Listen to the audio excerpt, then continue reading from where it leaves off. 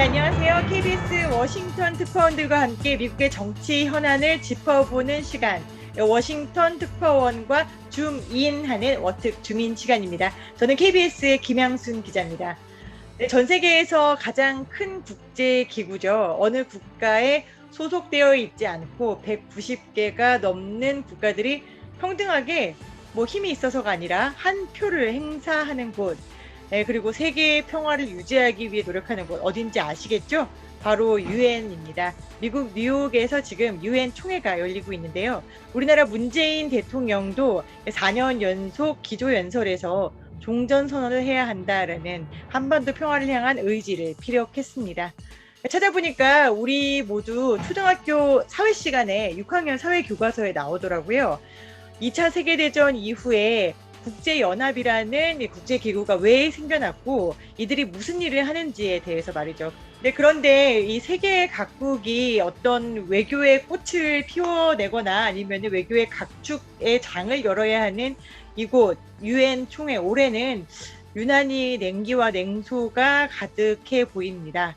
국제 외교 무대의 한복판에서 도대체 무슨 일이 있었던 걸까요? 오늘도 KBS 워싱턴 특파원들과 함께 세계 외교 그리고 정치에서 무슨 일이 일어나고 있는지 좀 더 깊이 따져보겠습니다. 네, 피트번 안주식입니다. 네, 반갑습니다. 김기현입니다. 네, 원래 저희와 함께하는 이정민 특파원이 지금 뉴욕 현지에 출장을 가 있는 관계로 오늘은 의도치 않게 김기현 특파원과 안주식 특파원의 토론 배틀이 진행되기를 기대를 해봅니다. 자, 김기현 기자, 먼저 바이든 대통령은 취임 이후에 첫 유엔 기조연설이었어요. 그런데 우리가 이제 해리포터에서 입에 올리면 안 되는 그분 같은 볼드모트 같은 단어, 냉전이라는 단어가 부활을 했어요. 이번 유엔 총회에서. 네, 2차 대전 이후 승전국 미국과 소련을 중심으로 안보와 경제를 둘러싼 양대 블록이 형성되고 그 체제 경쟁을 벌이면서 첨예하게 대립했던 기간이 바로 냉전이라고 불렸죠. 지난 세기에 공산주의 진영이 붕괴된 이후에 생명을 다한 시대 규정으로 여겨졌었는데 미중 갈등을 둘러싸고 다시 회자가 되고 있습니다. 이번 유엔 총회 연설에서도 바이든 대통령은 딱 한 번 냉전이라는 단어를 언급했는데요. 과거 소련과 대립했던 시절을 연상시키는 신냉전이나 단단한 블록으로 나뉜 세계를 추구하지 않는다는 거였습니다. 해당 발언 자체는 냉전구도 부활에 반대한다는 거였는데 실제 연설 내용은 결이 좀 달랐습니다. 예를 들자면 안보의 초점을 인도 태평양 같은 지역으로 옮기고 있다거나 동맹과 우방을 옹호하고 약소국을 지배하려는 강대국의 시도에 반대할 것이라는 발언은 중국을 안보 위협으로 보고 있다는 뜻을 분명히 한 것으로 풀이되기 때문입니다. 유엔 총회 연설 이튿날 화상으로 개최한 코로나19 정상회의 자리에서도 백신 추가 기부 계획을 발표하면서 백신을 정치적으로 이용하지 말라고 했는데 역시 중국을 겨냥했다는 해석을 나왔습니다. 미국과 소련이라는 두 강대국 간 대결 구도는 아니더라도 이른바 민주주의 동맹이 안보는 물론 보건 분야와 경제 등 세계 질서 전반을 재편하는 전면에 나설 거고 그 중심에 미국이 있을 거라는 얘기로 풀이됩니다. 네, 볼드모트는 미국 바이든 대통령에게 있어서는 중국이라는 단어였죠. 실제로 이제 기조연설에서 중국이라는 단어를 의도적으로 제외를 했고요. 그 배경에는 이제 구테레스 유엔 사무총장이 총회 전에 기자회견에서 신냉전 사태를 우려한다라고 하면서 중국, 미국에 각각 자제를 요청했습니다. 일종의 경고를 미리 한 거죠. 그래서 바이든 대통령은 기조연설에서 중국이라는 단어가 일부러 이제 쓰지 않은 것이고요. 근데 이제 말과 행동이 이제 다르다고 요약할 수 있는데 바이든 대통령은 중국을 언급하지 않고 말로는 이제 백신 기부, 기후변화에 대한 국제 공조 이런 걸 강조하긴 했지만 총회가 끝나자마자 이제 그 오커스 그러니까 호주와 영국 잇따라 면담을 하고 그다음에 쿼드 그 인도를 포함한 이제 대중국 지역 그 동맹이죠.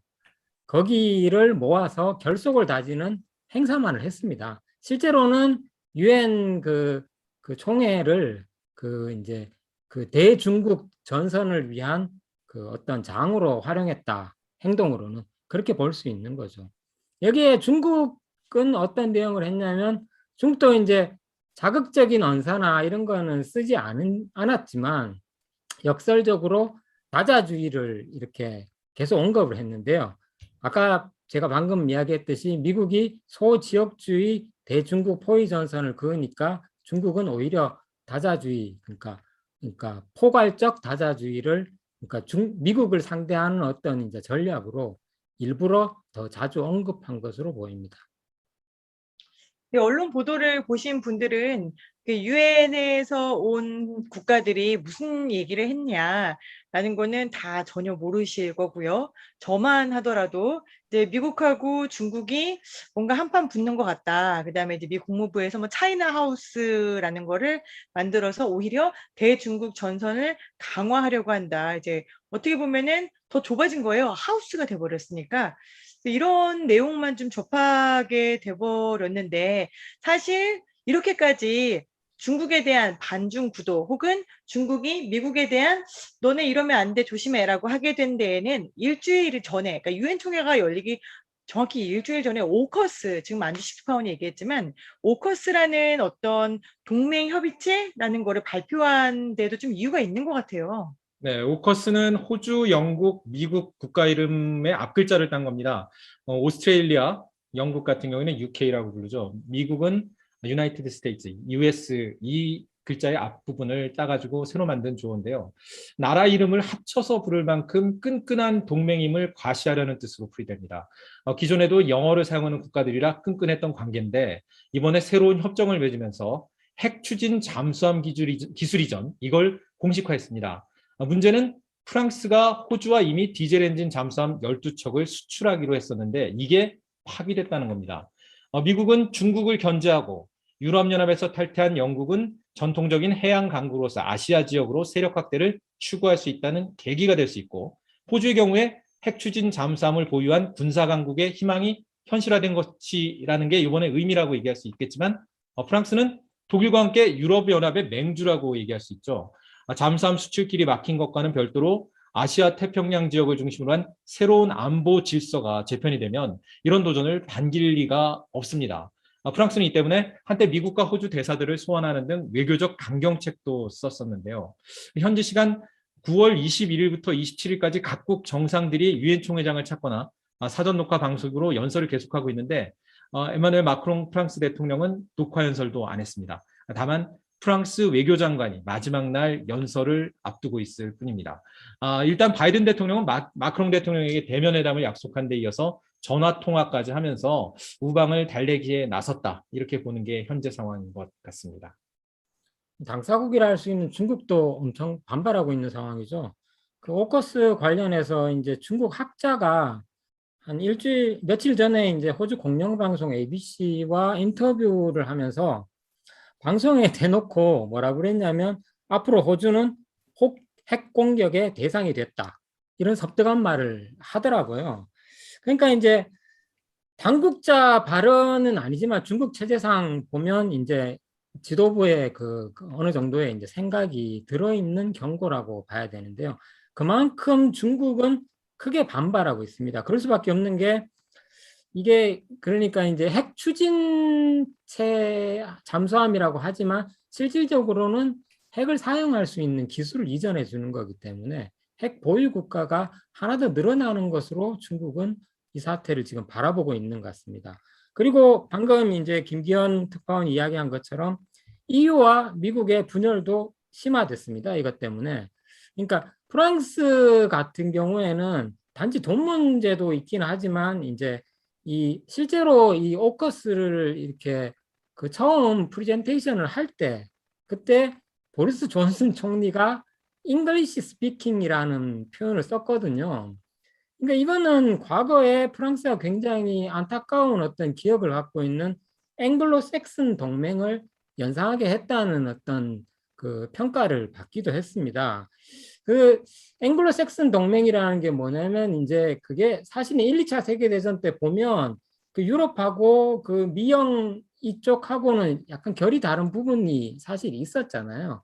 그러니까 그런 2차 세계대전 이후에도 사실 그런 긴장들은 계속 유지된 측면이 있었거든요. 그런 좀 아픈 기억까지 프랑스로서는 떠올렸다. 이런 평가도 있습니다. 이를 계기로 EU는 자체적으로 군사력을 증강해야 된다는 의견이 다시 대두하고 있고, 물론 이게 70년 이어진 이제 나토 체제를 허물기는 어렵겠지만 가장 최악의 시나리오는 뭐냐면 프랑스가 만약 중국과 어떤 그 인도하고 관계 개선에 조금 이제 다시 나섰다고 지금 보도가 나왔거든요. 만약 프랑스가 미국, 영국과 다르게 중국과의 관계를 그러니까 조금 더 결속을 다진다. 이래버리면 전 세계의 국제 정치는 굉장한 혼란상에 빠질 수도 있다. 이런 전망도 나오고 있습니다, 사실. 사실 그렇게 파란만장해지는 게 걱정인 거잖아요. 바이든 대통령이 당선되고 나서 제일 일성으로 한 게 외교가 돌아왔다라는 거였고, 그다음에 거기에 이제 상응하면서 동맹이 나에게는 가장 중요하다. 한국하고 얘기할 때도 미국은 한국에 대해서도 혈맹이다라는 단어들을 계속 써왔거든요.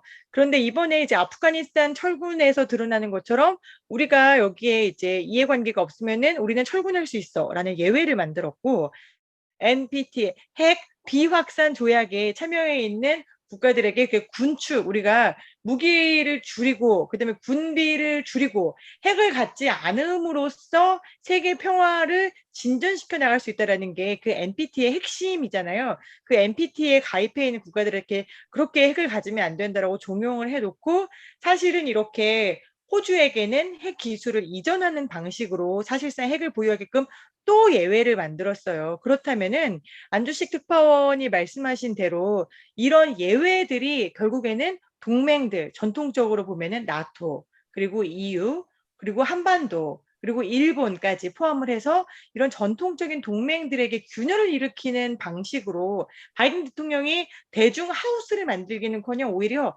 하우스의 주춧돌을 막 좀 흔들고 있는 게 아닌가, 이런 생각도 좀 들거든요. 네, 맞아요. 지금 상당히 우려가 되는 부분이 그거죠. 이게 냉전이라는 게 사실은 소련하고 미국하고 냉전을 할 때 서로 경제적 관계가 없었습니다. 지금은 그렇지가 않아요. 전 세계가 굉장히 그 경제적으로 얽혀 있는 상황에서 냉전이라는 게 우리나라도 마찬가지지만 당장 실존적인 그 선택을 주잖아요. 왜냐하면 경제는 중국하고 이렇게 관련이 있는데 이거 미국과 외교 안보 전략은 이렇게 70년 동안 같이 해왔단 말이죠. 근데 이제 그게 어느 정도 이렇게 공존을 해야 되는데 지금 그 두 가지 중에 하나를 선택하라고 그러면 우리나라뿐만이 아니라 많은 나라들이 사실 그 불필요한 선택을 하게 되는, 그래서 굉장히 이제 군비 증강이라든지 쓸데없는 어떤 재원도 많이 들어가게 되고 국제적인 긴장 관계도 높아지게 되고 득과 실을 잘 따져볼 필요가 있는 바이든의 정책이라고 할 수 있습니다, 사실. 그 유엔이라는 공간이 통합 그리고 상생의 길이 아니라 분열의 장이 되었다라는 거를 지금 많이 얘기를 하시는 것 같은데요. 여기에는 그 유엔의 기원을 좀 거슬러 올라가 보면 이해가 되는 부분이 없지 않아 있습니다. 1차 대전 후에 국제연맹이 있었죠. 이게 실패를 했는데 그때 이후에 탄생한 유엔이 1945년 열린 얄타 회담의 산물이다, 이렇게 얘기하는 분들이 많아요. 당시에 미국의 프랭클린 루즈벨트 대통령, 영국의 처칠 수상, 소련의 스탈린 서기장 등이 만난 데이 세 거두라고 얘기를 했었죠. 그 유엔은 루즈벨트 대통령의 구상이다, 이런 게 정설인 것 같은데요. 전쟁을 막을 수 있는 국제기구의 존재, 이게 필요하다. 그렇기 때문에 제기를 했던 것이라고 합니다. 근데 당시 스탈린 서기장은 이를 자신의 소련의 아시아 지역 군사 확장과 그 유럽을 나눠먹는, 분할하는 대가로 이걸 받아들일지 말지 생각해보는 카드로 인식을 했다고 합니다. 이렇게 될 경우에 그러니까 미국 주도로 국제연합이 탄생을 했지만 소련과 중국 같은 공산권이 해당 외교무대를 선전선동회장 정도로 받아들이고 대응했던 게 바로 이런 연원이 있기 때문이 아닌가 싶은 생각이 들어요. 게다가 안보리 상임이사국들에게는 거부권도 주어져 있습니다. 여기까지가 냉전 상황이었죠. 최근 유엔 총회는 기본적으로 기후변화 같은 인류 공동 대응이 필요한 영역에는 공통의 관심을 보여주고 있습니다. 하지만 일반 대중들에게 심각성을 인식시키는 데는 한계가 분명하고요. 오히려 이번 유엔 총회 같은 경우에 BTS의 유엔 총회 연설에 더 많은 대중들의 관심이 갔던 게 현실이기도 합니다. 근데 각국 대표들이 총회 연설하는 것 역시 회의 주제를 놓고 토론하는 자리라기보다는 이게 자신의 의견을 병렬적으로 제시하는 방식에 불과하다, 이런 지적도 있어요. 특히 지난해와 올해의 경우에는 사전 녹화로 인해서 유엔 총회를 전후에 다자 정상회교, 직접 만나갖고 정상들이 현안을 짧은 시간이라도 논의하는 자리죠. 이런 데는 한계가 분명했다는 것도 있는 것 같습니다. 그게 사실 이제 그 좀 단기적으로 살펴보면 어떻냐면 이제 트럼프 시절에 노골적으로 이제 유엔 그 국제 다자기구를 트럼프 행정부가 사실상 비토를 했거든요. 그래서 사실 유엔뿐만 아니라 WTO, WHO 모든 국제기구가 큰 위기를 맞았고 이 국제기구와 바이든 행정부가 들어서면서 어떤 기대를 했냐면 야 이제 드디어 전 세계가 공동으로 직면한 문제를 풀어볼 수 있는 국제기구에서 미국의 위상이라는 건 어쩔 수 없이 가장 크니까 이제 좀 그런 기회가 생기지 않겠나라는 기대가 있었던 게 사실입니다. 그런데 이번 유엔 총회에서 기대가 처참하게 무너진 거죠. 결국 앞으로 어떻게 됐냐면 유엔은 방금 김기현 기자가 말한 것처럼 백신 공급이나 기후 환경 변화 등 어떤 전 지구적 차원의 어떤 이제 필요 영역에서 어떤 행동을 하기는 하되 좀 소극적으로 계속 국가 지도자들한테 이걸 좀 해달라고 소극적으로 조금 좀 이렇게 부탁하는 입장, 그리고 어떤 신냉전으로 가지 않게 위기 관리 정도의 역할로 축소됐다. 현재 상황으로 이렇게 보시면 될 것 같습니다. 국제기구가. 말씀하신 대로 이렇게 세계 각국의 정상들이 자기의 이야기를 이제 와서 하든지 아니면 사전 녹화된 영상을 보내든지 아젠다를 막 하나씩 던진단 말이죠. 거기에 이제 우리 문재인 대통령도 포함이 되어 있습니다. 근데 이제 어느 나라의 정상이 어떤 이야기를 했는지를 언론들이 얼마나 받아 써주는지, 그러니까 그만큼의 영향력 그리고 파워를 보여주는 게 될 텐데요. 우리나라 대통령의 연설 어떤 내용이었죠? 네, 문재인 대통령의 올해 유엔 총회 연설의 핵심 축은 종전선언이라는 데에 맞춰져 있다고 볼 수 있습니다. 그 문재인 정부의 한반도 평화 프로세스의 일환이라고 얘기할 수 있죠. 일관된 측면을 갖추고 있다라고 얘기할 수 있습니다. 김양순 특파원이 모두에서 얘기를 했듯이 벌써 4년째 이 이야기를 계속하고 있다는 건데 2018년 판문점 선언이 있었죠. 남북 정상이 이미 밝혔습니다. 종전선언은 남북미 또는 남북미 중 이 함께 논의에 결정하는 정치 협상의 입구라고 얘기했던 의미가 있었죠. 이 때문에 트럼프 전 대통령 재임 시절에 이루어졌던 두 차례 북미 정상회담에서 종전선언 필요성을 여기 대한민국의 문재인 정부는 끊임없이 제기를 했던 겁니다. 근데 트럼프 정부는 이에 대해서 난색을 표명했죠. 근데 김정은 국무위원장과는 이 부분에 대해서 어느 정도 교감이 있었지만 현재 상황은 실제 실현 가능성에 대해선 북측의 신뢰를 잃어버렸다. 이렇게 바라봐야 될 것 같습니다. 종전선언의 필요성을 다시 한번 천명한 것은 결국 휴전협정을 평화협정으로 대체하는 논의의 입구가 될 수 있다는 협상 원칙을 재확인한 거고 이게 일종의 프로세스의 시작이 될 수 있다라고 얘기하는 걸로 풀이할 수 있습니다.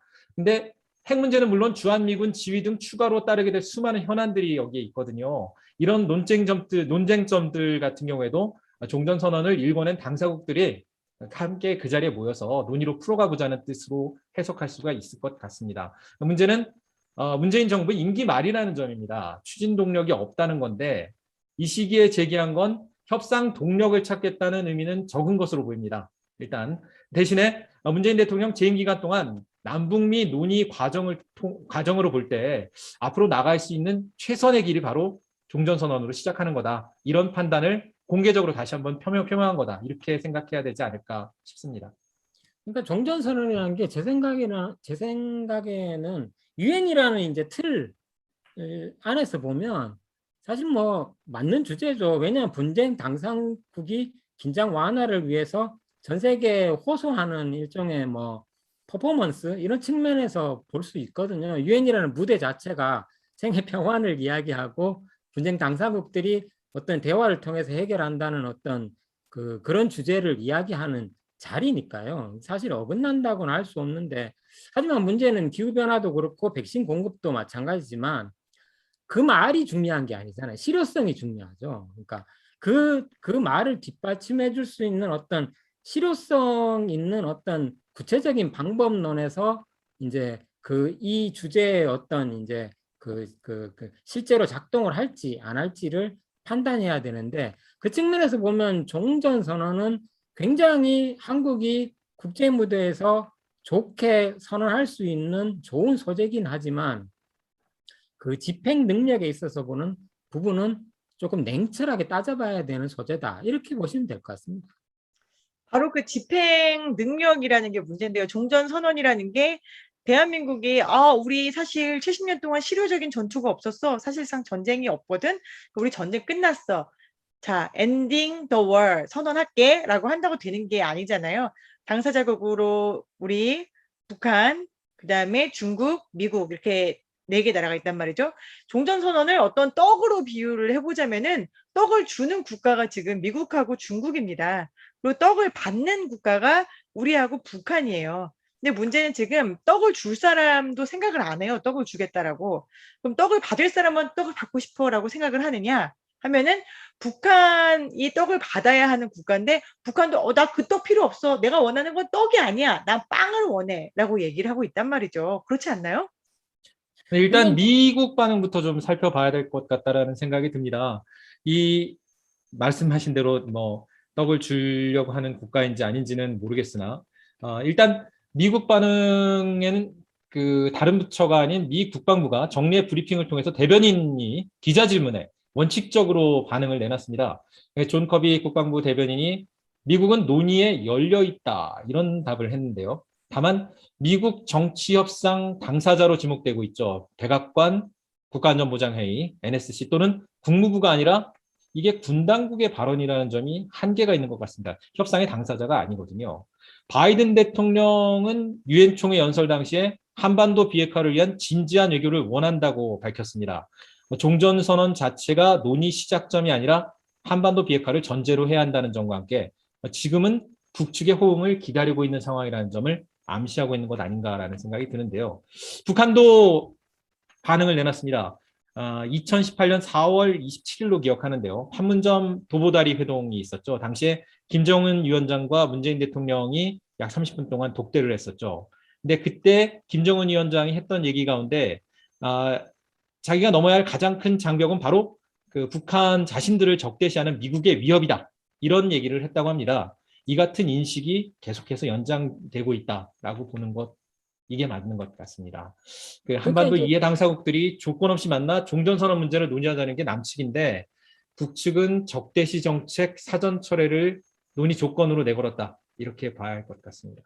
저는 이거는 좀 생각해 볼 필요가 있어요. 그러니까 이제 뭐 북한을 뭐 최대 압박을 해야 되는데 문재인 대통령이 유엔 무대에서 최대 압박해야 된다든지 아니면 그 비핵화를 위해서 북한이 큰 양보를 해야 되는 게 너무 절실하다라든지 이런 식의 언급을 유엔 무대에서 하는 게 좋은 전략인가?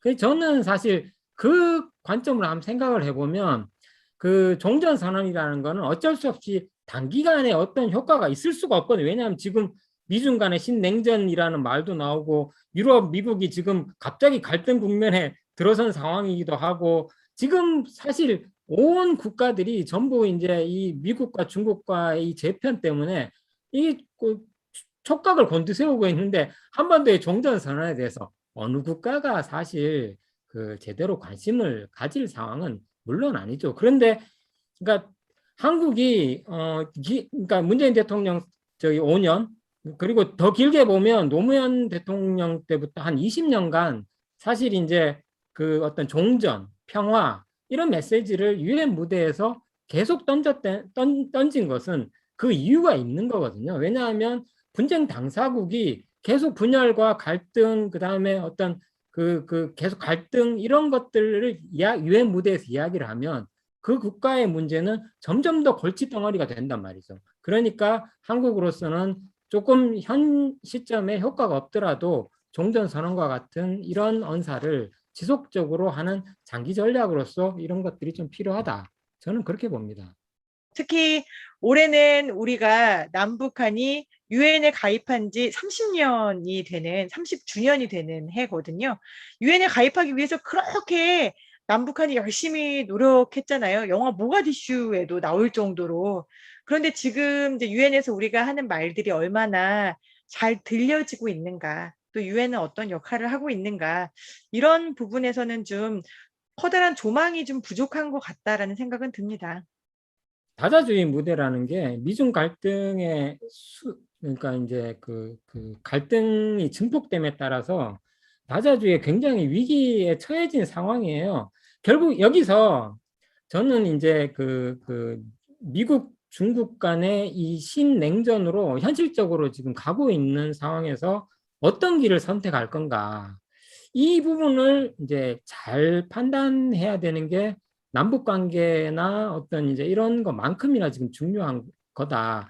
사실 남북 관계의 문제점은 북한이라는 변수가 있어서 북한의 대응을 상당히 기다려야 되지만 이 부분은 우리 자체적으로 결정을 해야 되는데 이게 지금 현재 정부, 여당, 야당 그리고 학계 이게 완전히 정리되지 않은 상태 같습니다. 이게 몰라서 그렇지 지역권에서도 호주하고 뉴질랜드 다르고 그다음 유럽에서도 영국과 프랑스, 독일이 서로 또 입장이 달라요. 그리고 우리 아시아에서도 보면 일본, 대만이 선택하는 길과 인도네시아, 말레이시아가 선택하는 길은 다 미묘한 차이가 있고 다릅니다. 사실 근데 한국은 지금 문제는 뭐냐면 어디를 선택했는지 굉장히 전략적 모함이라는 뭐 이런 걸로 포장할 수는 있겠지만 어디를 선택했는지 어떻게 갈 것인지 국민에게 어떠한 이제 모습이 보여진 적이 없거든요. 이런 부분에서 이번 유엔 총회를 계기로 해서 조금 더 활발한 토론과 전략적 선택을 위한 지혜, 여도 없고 야도 없고 이거는 대선과 관련된 것도 아니에요.